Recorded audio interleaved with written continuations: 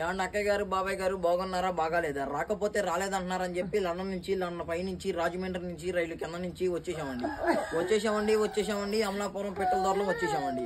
తప్పకుండా నా గన్ను పేలిపోతుందండి. ముందుకెళ్తే 3 కిలోమీటర్లు అండి, వెనక్కి 7 కిలోమీటర్లు అండి, పైకి వెళ్తే 10 కిలోమీటర్లు అండి. మరి నా గన్నుకి లైసెన్స్ లేదండి, నేను కాలితే కేసు లేదండి. మరి మా ఇంట్లో ఏప్రాలు దెబ్బలాడుకుంటే నాపరాలు బయలుపోతున్నాయండి. మరి మా ఇంట్లో ఏంకులు దెబ్బలాడుకుంటే ఇటుకరాళ్ళు బయలుపోతున్నాయండి.